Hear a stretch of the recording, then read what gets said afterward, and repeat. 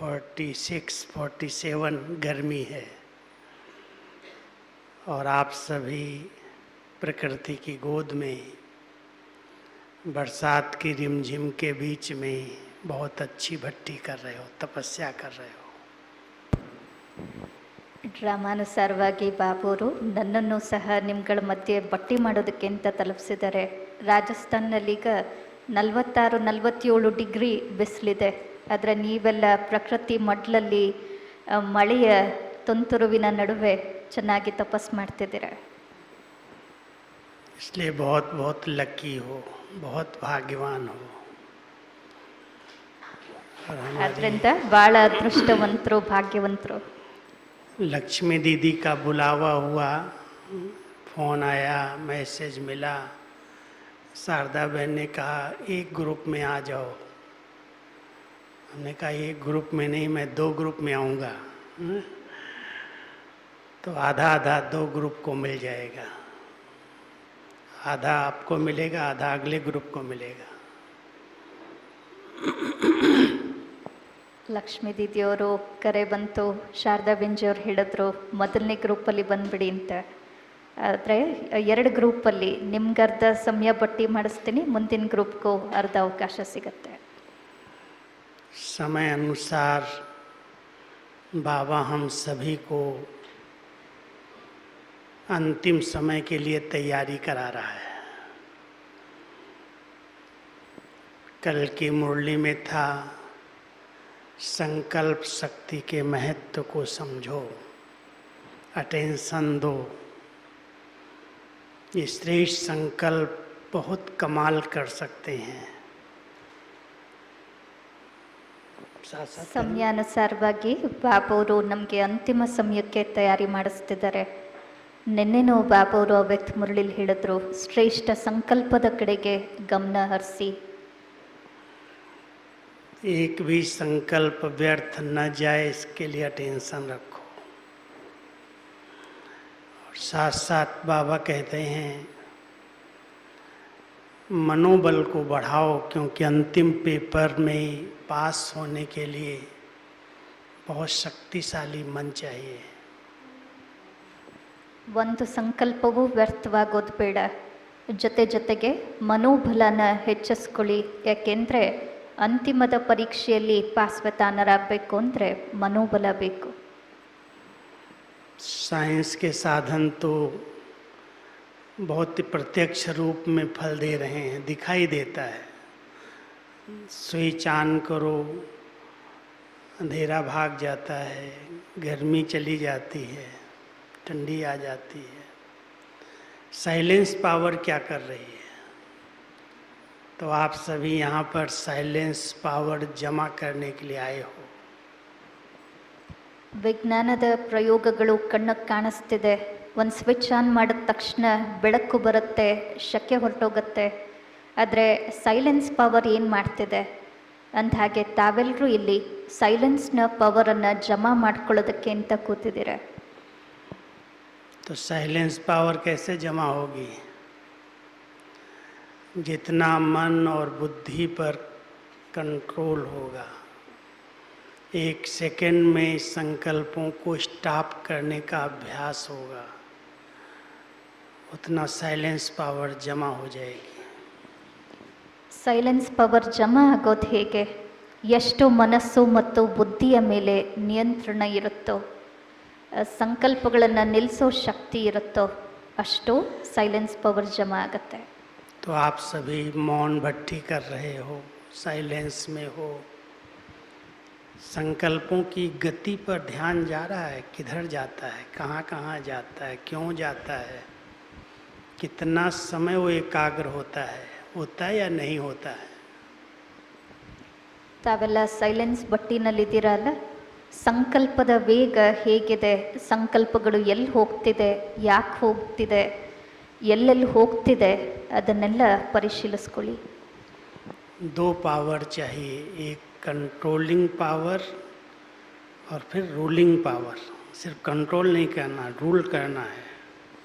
2 ಶಕ್ತಿಗಳು ಬೇಕು, ನಿಯಂತ್ರಣ ಶಕ್ತಿ, ಆಡಳಿತ ಶಕ್ತಿ. ಕೇವಲ ನಿಯಂತ್ರಣ ಮಾಡಬಾರ್ದು, ಆಡಳಿತನೂ ಮಾಡಬೇಕು. कंट्रोल तो आजकल के हठ योगी भी कर लेते हैं।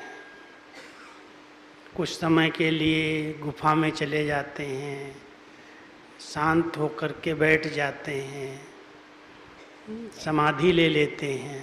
कंट्रोलिंग पावर तो उनके पास भी है, लेकिन केवल कंट्रोलिंग पावर नहीं चाहिए, रूलिंग पावर चाहिए। ನಿಯಂತ್ರಣ ಮಾಡ್ಕೊಳ್ಳೋದು ಹಠಯೋಗಿಗಳು ಮಾಡ್ತಾರೆ. ಕೆಲವರೆಲ್ಲ ಸನ್ಯಾಸಿಗಳು ಗುಹೆ ಒಳಗಡೆ ಹೊರಟೋಗ್ತಾರೆ, ಜೀವಂತ ಸಮಾಧಿ ತಗೊಳ್ತಾರೆ. ಆ ಥರ ಎಲ್ಲ ತುಂಬ ನಿಯಂತ್ರಣ ಶಕ್ತಿ ಅವ್ರಿಗೂ ಇದೆ. ಆದರೆ ನಮಗೆ ಬರೀ ನಿಯಂತ್ರಣ ಅಲ್ಲ, ಆಳ್ವಿಕೆಯ ಶಕ್ತಿನೂ ಬೇಕು. तो सभी के पास रूलिंग पावर है। अभी अभी संकल्प को ऑर्डर करो, सूक्ष्म तन में बाबा के पास चला जा।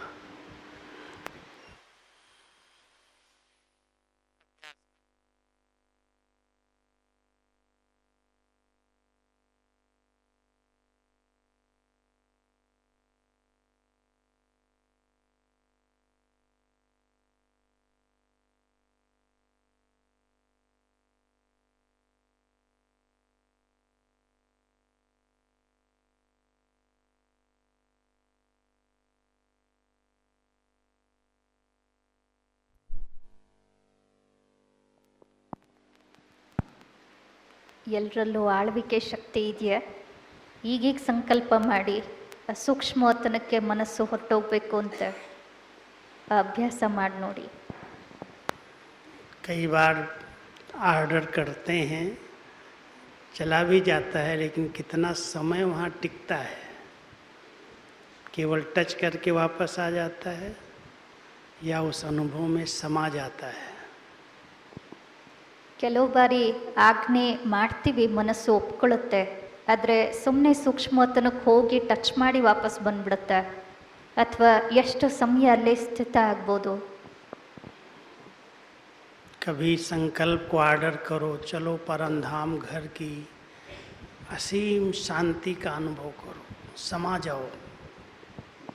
ಕೆಲವೊಮ್ಮೆ ಮನಸ್ಸಿಗೆ ಆಜ್ಞೆ ಮಾಡಿ ಪರಂಧಾಮಕ್ಕೆ ಹೊರಟೋಗೋ, ಅಲ್ಲಿ ಅಪಾರವಾದ ಶಾಂತಿಯಲ್ಲಿ ಸಮಾವೇಶ ಆಗೋ ಅಂತ. कभी अपने भक्तों के पास पहुंच जाओ, कितना दुखी, कितने परेशान, कितनी लंबी लंबी लाइनों में खड़े हैं, पुकार रहे हैं, उनको साक्षात्कार करा दो। ಕೆಲವೊಮ್ಮೆ ತಮ್ಮ ಭಕ್ತರ ಬಳಿ ಹೊರಟೋಗಿ, ಎಷ್ಟು ಅವರೆಲ್ಲ ದುಃಖಿ ಅಶಾಂತರಾಗಿದ್ದಾರೆ, ಅವ್ರಿಗೆಲ್ಲ ಸಾಕ್ಷಾತ್ಕಾರ ಮಾಡಿಸಿ. कभी प्रकृति के तत्वों को सकाश दो। ಕೆಲವೊಮ್ಮೆ ಪ್ರಕೃತಿಯ ತತ್ವಗಳಿಗೆ ಸಕಾಶ ಕೊಡಿ. बाबा के 3 शब्द योग में बहुत मदद करते हैं। एक बाबा कहते हैं कि जो बच्चे मेरे बहुत अनन्य हैं, सर्विसेबल हैं, उनको मैं सकाश देता हूँ। दूसरा बाबा कहते हैं, मैं ऐसे बच्चों को कोई तकलीफ होती है तो सर्च लाइट देता हूँ। तीसरा बाबा कहते हैं, जब बहुत ज़रूरत होती है तो मैं उनको करंट देता हूँ। ಬಾಬುರ 3 ಶಬ್ದಗಳು ಬಹಳ ಸಹಕಾರ ಕೊಡುತ್ತೆ. ಕೆಲವು ಸರಿ ಬಾಬಾ ಹೇಳ್ತಾರೆ, ಯಾರು ನನ್ನ ಸತ್ಯವಾದ ಅನನ್ಯ ಮಕ್ಕಳಿದ್ದಾರೋ ಅವ್ರಿಗೆ ನಾನು ಸಕಾಶ ಕೊಡ್ತೀನಿ ಅಂತ. ಯಾವ ಮಕ್ಕಳು ತುಂಬ ತೊಂದರೆನಲ್ಲಿರ್ತಾರೋ ಅಂಥವ್ರಿಗೆ ನಾನು ಸರ್ಚ್ ಲೈಟ್ ಕೊಡ್ತೀನಿ ಅನ್ನೋ ಶಬ್ದನೂ ಹೇಳ್ತಾರೆ. ಹಾಗೆ ಕೆಲವೊಂದು ಸರಿ ನಾನು ಮಕ್ಕಳಿಗೆ ಕರೆಂಟ್ ಕೊಡ್ತೀನಿ ಅಂತಲೂ ಹೇಳ್ತಾರೆ. बाबा की सकाश का अनुभव होता है या सर्च लाइट का अनुभव होता है? ನಿಮಗೆ ಬಾಬಾವರ ಸಕಾಶನ ಅನುಭವ ಆಗುತ್ತೋ ಅಥವಾ ಸರ್ಚ್ ಲೈಟ್ನ ಅನುಭವ ಆಗುತ್ತೋ? या करंट की भी ज़रूरत पड़ती है? ಅಥವಾ ಕರೆಂಟ್ನ ಅವಶ್ಯಕತೆನೂ ಬೀಳುತ್ತೋ?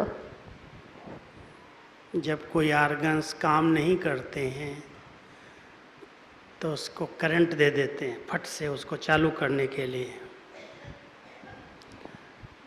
सर्च लाइट फोकस लाइट है, दूर तक जा सकती है, जैसे लाइट हाउस की लाइट सर्च लाइट का काम करती है, दूर दूर तक रास्ता दिखाती है।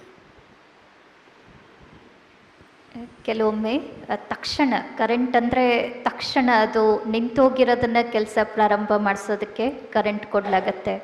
ಹಾಗೆ ಸರ್ಚ್ ಲೈಟ್ ಅಂದರೆ ಅದು ದೂರದವರೆಗೂ ಆ ಬೆಳಕು ಹರಡುತ್ತೆ, ಲೈಟ್ ಹೌಸ್ನ ಬೆಳಕಿನಿದ್ದ ಹಾಗೆ. और सकाश, जब बहुत शक्तिशाली याद में हम बैठते हैं तो वो शक्तिशाली याद जिसको बाबा योग अग्नि कहते हैं, अग्नि कहीं जल रही होती है तो उसकी सकाश, उसकी गर्मी दूर दूर तक जाती है। अगर यहाँ पर बहुत पावरफुल कोई बल्ब जल रहा होता है तो रोशनी के साथ साथ उसकी जो करंट है, किरणें हैं, शक्ति, वो सकाश कहलाती है। ಹಾಗೆ ಯಾವಾಗ ತುಂಬ ಆಳವಾದ ನೆನಪಿನಲ್ಲಿ ಕೂತ್ಕೊಳ್ತೀವಿ ಆವಾಗ ಸಕಾಶ್ ಸಿಗತ್ತೆ. ಸಕಾಶ್ ಅಂದರೆ ಒಂದು ತುಂಬ ಶಕ್ತಿಶಾಲಿಯಾದ ಬಲ್ಬ್ ಉರಿತಿದೆ ಅಂದರೆ ಅದರ ಬೆಳಕಿನ ಜೊತೆಗೆ ಅದರ ಶಾಖನೂ ಸಹ ತಟ್ಟತ್ತೆ, ಅದನ್ನು ಸಕಾಶ್ ಅಂತ ಹೇಳಲಾಗತ್ತೆ. जितना हम अपने मन बुद्धि को एकाग्र कर लेते हैं, एक पावरफुल याद में टिक जाते हैं, अनेक आत्माओं को उसकी सकाश पहुंचती है, शक्ति पहुंचती है। ಎಷ್ಟು ನಾವು ಮನಸ್ಸು ಬುದ್ಧಿಯನ್ನು ಏಕಾಗ್ರ ಮಾಡ್ಕೊಳ್ತೀವೋ, ಎಷ್ಟು ಶಕ್ತಿಶಾಲಿ ಸ್ಥಿತಿಯಲ್ಲಿ ಸ್ಥಿತರಾಗ್ತೀವೋ ಅಷ್ಟು ಆತ್ಮಗಳಿಗೆ ಸಕಾಶ್ ತಲುಪುತ್ತೆ. कई आत्माएं हैं जिनके अंदर कोई मन की बहुत हलचल है, तनाव है, कोई बहुत परेशानियां हैं, फिर उनको फोकस लाइट देना पड़ता है। लाइट दिया, फोकस, जिससे उसकी बीमारी वो ठीक हो जाए। ಕೆಲವು ಆತ್ಮಗಳು ತುಂಬ ಏರುಪೇರಿನಲ್ಲಿರ್ತಾರೆ, ತೊಂದರೆಯಲ್ಲಿರ್ತಾರೆ ಅಥವಾ ಕಾಯಿಲೆಗೆ ಒಳಗಾಗಿರ್ತಾರೆ. ಅಂಥವ್ರಿಗೆ ಫೋಕಸ್ ಲೈಟ್ ಕೊಡಬೇಕಾಗತ್ತೆ. ಆ ಲೈಟ್ನಿಂದ ಅವ್ರಿಗೆ ಅವರ ಸಮಸ್ಯೆ ದೂರವಾಗತ್ತೆ. करंट दो तरह से काम करती है। आजकल सेफ्टी के लिए लोग बाउंड्री पर करंट छोड़ते हैं। आप लोगों ने सुना होगा, एक बार मैं राजस्थान और गुजरात के बीच में एक बॉर्डर है पाकिस्तान का, तो पाकिस्तान के बॉर्डर पर गया था देखने। रक्षाबंधन का प्रोग्राम था, तो अपने जो जवान हैं उनको राखी बांधने के बाद उन्होंने कहा चलो आपको बॉर्डर का सैर करा के लाते हैं। तो जब बॉर्डर पर हमें ले गए तो कहा 10 फुट दूर रहना, नज़दीक नहीं जाना। मैं क्यों? बॉर्डर बहुत मजबूत लोहे का है, सरियों का बना हुआ है, लेकिन कहते हैं बीच बीच में उसमें करंट छोड़ देते हैं ताकि कोई दुश्मन अंदर आए, सामने आए तो दूर से गिर जाए, भाग जाए, झटका लगता है, अंदर नहीं आ सकता, उसको टच नहीं कर सकता, उसको कट नहीं कर सकता है। तो सुरक्षा के लिए हम सभी भी अपने चारों ओर एक योग की करंट छोड़ सकते हैं। ಕರೆಂಟ್ ಎರಡು ಥರದಲ್ಲಿ ಕೆಲಸ ಮಾಡುತ್ತೆ. ಒಂದು ರಕ್ಷಣೆಗೋಸ್ಕರನೂ ಕೆಲವರೆಲ್ಲ ಅವರ ಬೌಂಡ್ರಿಗೆ ಕರೆಂಟೆಲ್ಲ ಹಾಕ್ಕೊಂಡಿರ್ತಾರೆ. ಒಮ್ಮೆ ರಾಜಸ್ಥಾನ್ ಮತ್ತು ಗುಜರಾತ್ನ ಮಧ್ಯದಲ್ಲಿ ಬಾರ್ಡ್ರು ಇದೆ, ಪಾಕಿಸ್ತಾನ್ ಬಾರ್ಡರ್ ಸಿಗುತ್ತೆ. ಅಲ್ಲಿ ನಾವು ರಾಖಿ ಕಾರ್ಯಕ್ರಮಕ್ಕೆ ಹೋಗಿದ್ವಿ. ಅಲ್ಲಿನ ಸೈನಿಕರು ಹೇಳಿದ್ರು ಬನ್ನಿ ನಿಮಗೆ ಅದು ಪಾಕಿಸ್ತಾನ್ ಬಾರ್ಡ್ರು ತೋರಿಸ್ತೀವಿ ಅಂತ ಕರ್ಕೊಂಡು ಹೋದರು. ಆದರೆ ಆ ಬೌಂಡ್ರಿಯಿಂದ 10 ಅಡಿ ದೂರದಲ್ಲಿ ನಿಲ್ಲಿ ಅಂತ ಹೇಳಿದ್ರು. ಯಾಕೆ ಅಂದರೆ ಒಳ್ಳೆ ಗಟ್ಟುಮುಟ್ಟಾದ ಕಬ್ಬಿಣದ ಗೋಡೆ ಮಾಡಿರೋದು, ಅದರಲ್ಲಿ ಮಧ್ಯೆ ಮಧ್ಯೆ ಕರೆಂಟ್ ಬಿಡ್ತಾರಂತೆ. ಯಾರು ಶತ್ರುಗಳು ಒಳಗೆ ಬರೋದು ಬೇಡ, ಅದನ್ನ ಯಾರು ಟಚ್ ಮಾಡೋಕ್ಕೂ ಆಗಲ್ಲ, ಕತ್ತರಿಸೋದಕ್ಕೂ ಆಗಲ್ಲ. ಹತ್ರ ಹೋಗ್ತಿದ್ದ ಹಾಗೇ ಕರೆಂಟ್ ದೂರಕ್ಕೆ ಎಸೆಯುತ್ತೆ. वर्तमान समय हम सबको अपनी सेफ्टी के लिए करंट की ज़रूरत है। चारों तरफ ऐसे बॉर्डर बना हो, याद की यात्रा का बॉर्डर है और उसमें बहुत शक्तिशाली करंट है, प्यार की, स्नेह की, परमात्म प्यार की करंट छोड़ दो, कोई आत्मा उसके बीच में दूसरा अपना इंटरफेयर न कर सके। ವರ್ತಮಾನ ಸಮಯದಲ್ಲಿ ನಮಗೆ ಈ ಒಂದು ಕರೆಂಟ್ ನೆನಪಿನ ಶಕ್ತಿಯ ಒಂದು ಅವಶ್ಯಕತೆ ಇದೆ. ತಮ್ಮ ಸುತ್ತ 4 ದಿಕ್ಕಿನಲ್ಲೂ ಆ ಒಂದು ಕರೆಂಟ್ನ ಬೌಂಡ್ರಿ ಮಾಡ್ಕೊಳ್ಳಿ. ಬಾಬೋರ ಸ್ನೇಹದ ಕರೆಂಟ್ನ ಬೌಂಡ್ರಿ. ಅದರಲ್ಲಿ ಮಧ್ಯೆ 3ನೇ ಆತ್ಮ ಯಾವುದೋ ಪ್ರವೇಶ ಮಾಡೋದಕ್ಕಾಗಬಾರ್ದು ಅಥವಾ ಯಾವುದೇ ಪ್ರಕಾರದ ವಿಘ್ನ ಬರೋದಕ್ಕೆ ಸಾಧ್ಯವಾಗಬಾರ್ದು. क्योंकि वर्तमान समय कई लोग ईर्ष्या के वश, कोई स्वार्थ के वश कुछ न कुछ गलत प्रयोग करना चाहते हैं लोगों पर. भले दिखाई नहीं देता कि मेरे पर ऐसा करेंगे ये, लेकिन उनके अंदर की जो भावनाएं हैं, स्वार्थ की, ईर्ष्या की, अनुमान की, बदला लेने की, उसके आधार से जो नेगेटिव सोचते हैं या नेगेटिव करना चाहते हैं, उसकी सेफ्टी का साधन है करंट. ಯಾಕೆಂದರೆ ವರ್ತಮಾನ ಸಮಯದಲ್ಲಿ ಜನ ಈರ್ಷೆಯಿಂದ ಅಥವಾ ಸ್ವಾರ್ಥಕ್ಕೆ ವಶರಾಗಿ ನಮ್ಮ ಮೇಲೆ ಏನಾದರೂ ಪ್ರಯೋಗ ಮಾಡಿಸ್ಬೋದು. ನೋಡಿದಾಗ ಅನಿಸಲ್ಲ ಈ ವ್ಯಕ್ತಿ ನನಗೆ ಈ ಥರ ಎಲ್ಲ ಮಾಡಿಸ್ಬೋದು ಅಂತ.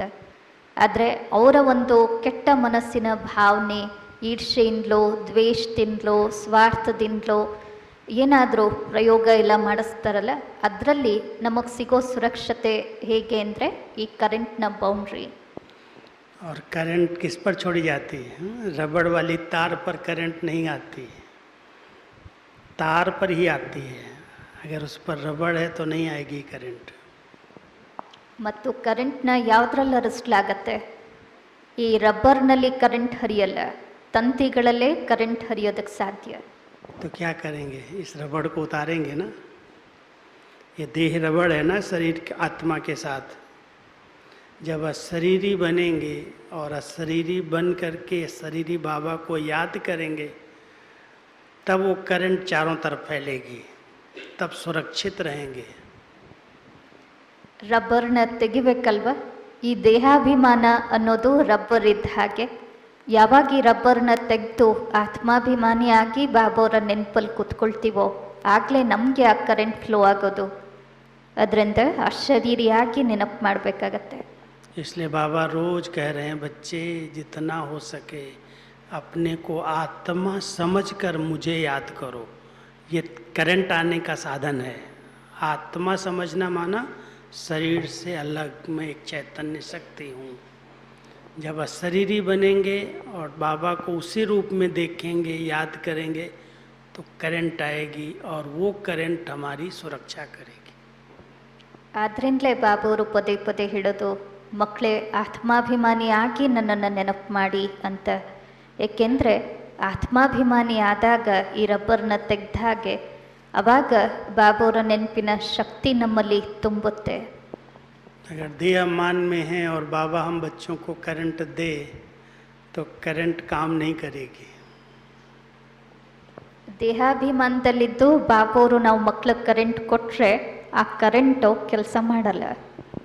इसलिए चलते फिरते देह से न्यारा रहने का अभ्यास करो.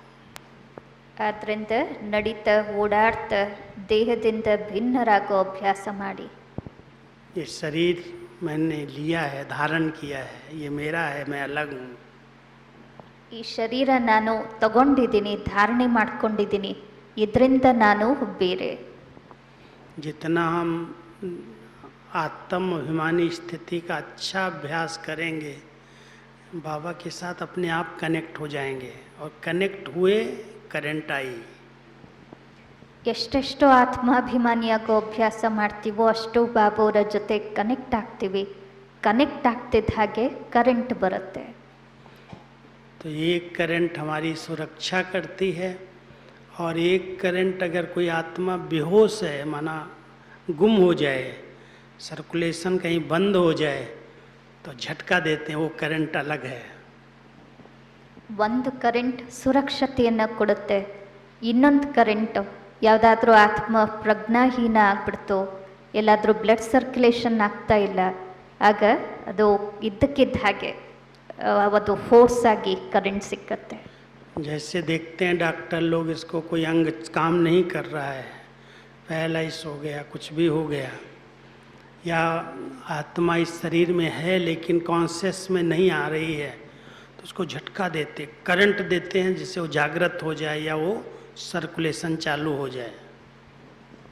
ಯಾರಿಗಾದ್ರೂ ಪ್ಯಾರಲಿಸಿಸ್ ಆಗಿರುತ್ತೆ, ಎಷ್ಟೋ ಜನ ಮುಂದೆ ಮಾಡೋದನ್ನ ನೋಡಿರ್ಬೋದು, ಅಥವಾ ಆತ್ಮ ಶರೀರದಲ್ಲಿದೆ ಆದರೆ ಪ್ರಜ್ಞೆ ಇಲ್ಲ, ಆಗ ಅವರು ಪ್ರಜ್ಞೆ ತರಿಸೋದಕ್ಕೆ ಕರೆಂಟನ್ನು ಕೊಡ್ತಾರೆ. तो बाबा की ऐसी करंट मिलती है कि उमंग उत्साह आ जाए, जो ऐसे एकदम ठंडे ठार हो गए हैं उनमें थोड़ी शक्ति आ जाए, ऐसी करंट बाबा के लेना है। ಆ ಥರ ಕರೆಂಟ್ ಬಾಬೋರಿಂದ ಅನುಭವ ಆಗಿದೆಯಾ? ಕೆಲವರು ತೀರ ತಣ್ಣಗಿರ್ತಾರೆ, ಬಾಬೋರಿಂದ ಯಾವ ಥರ ಕರೆಂಟ್ ಸಿಕ್ಬಿಡುತ್ತೆ ಅಂದರೆ ತಕ್ಷಣ ಜಾಗೃತರಾಗೋಗ್ತಾರೆ. तो रोज बाबा की करंट लो, सुरक्षित भी रहोगे और उमंग उत्साह में भी रहोगे। ದಿವಸ ಬಾಬೋರಿಂದ ಕರೆಂಟ್ ತಗೊಳ್ಳಿ, ಆಗ ಸುರಕ್ಷಿತವಾಗೂ ಇರ್ತೀರ, ಹುಮ್ಮಸ್ಸು ಉತ್ಸಾಹದಲ್ಲೂ ಇರ್ತೀರ. और कभी कोई पेपर आए, कोई परिस्थिति आए, शारीरिक मानसिक, तो सर्च लाइट लो बाबा की, ऐसे जैसे सर्च लाइट, फोकस लाइट आ रही है, वो बीमारी ठीक कर रही है। ಕೆಲವೊಮ್ಮೆ ಯಾವುದಾದ್ರೂ ಪರಿಸ್ಥಿತಿ ಬಂತು ಶಾರೀರಿಕವಾಗಿ ಅಥವಾ ಮಾನಸಿಕವಾಗಿ, ಆಗ ಬಾಬೋರಿಂದ ಸರ್ಚ್ ಲೈಟ್ ತಗೊಳ್ಳಿ. ಆ ಸರ್ಚ್ ಲೈಟ್ ಬರ್ತಿದ್ದ ಹಾಗೆ ಈ ಸಮಸ್ಯೆಗಳೆಲ್ಲ ದೂರವಾಗುತ್ತೆ. बहुत फोकस लाइट है, ऐसे बैठ जाओ, ऐसे अनुभव करो जैसे परम नाम से बाबा की करंट की तरह वो फोकस सर्च लाइट आ रही है और आत्मा को एकदम जागृत कर रही है, पावन कर रही है, शुद्ध कर रही है। ಅದೊಂದು ರೀತಿಯ ಫೋಕಸ್ ಲೈಟ್ ಅನುಭವ ಮಾಡಿ. ಬಾಬೋರ್ ನೆನಪಲ್ಲಿ ಮುಂದೆ ಕೂತಿದ್ದೀವಿ, ಬಾಬೋರಿಂದ ಫೋಕಸ್ ಲೈಟ್ ನನ್ನ ಮೇಲೆ ಬೀಳ್ತಿದೆ, ಆ ಲೈಟ್ ನನ್ನನ್ನು ಪಾವನ ಮಾಡ್ತಿದೆ, ಶುದ್ಧ ಮಾಡ್ತಿದೆ, ಶಕ್ತಿಶಾಲಿ ಮಾಡ್ತಿದೆ ಅಂತ. और बाबा की सकाश से तो हम चल ही रहे हैं, बाबा की सकाश के बिना कुछ भी नहीं कर सकते। अपने पास कहाँ ताकत है, इस शरीर चल रहे हैं, इतनी सेवाएं बाबा करा रहा है, उसकी सकाश से चल रहा है सारा। ಬಾಬೋರ ಸಕಾಶ್ ಇಲ್ಲದೆ ಏನೂ ನಡೆಯಲ್ಲ. ನಮ್ಮಲ್ಲಿ ತಾಕತ್ ಎಲ್ಲಿದೆ? ಬಾಬೋರ ಸಕಾಶ್ನಿಂದಲೇ ಈ ಶರೀರ ನಡೀತಿರೋದು, ಜೊತೆಗೆ ಇಷ್ಟೆಲ್ಲ ಸೇವೆಗಳು ನಡೀತಾ ಇರೋದು. आज मधुबन देखो, दादियाँ अव्यक्त हो गई, इतनी सारी सेवाएं दिन प्रतिदिन बढ़ती जा रही हैं, बढ़ती जा रही हैं। कैसे चल रहा है सब? बाबा की सकाश मिल रही ऊपर से। ಇವತ್ತು ಮಧುಬನನೇ ನೋಡಿ, ದಾದಿಯರೆಲ್ಲ ಹೊರಟೋದ್ರು, ಆದರೂ ಸೇವೆಗಳು ದಿನೇ ದಿನೇ ಹೆಚ್ಚುತ್ತಾನೇ ಇದೆ. ಹೇಗೆ? ಬಾಬೋರ ಸಕಾಶ್ನಿಂದ ಎಲ್ಲ ನಡೀತಿರೋದು. तो बाबा की सकाश के नीचे बैठो, अभी देखो आती है सकाश के नहीं। ಈಗ ಬಾಬೋರ ಸಕಾಶ್ನ ಕೆಳಗೆ ಕೂತ್ಕೊಳ್ಳಿ, ಸಕಾಶ್ ಬರುತ್ತೋ ಇಲ್ವೋ ಅಂತ ನೋಡಿ.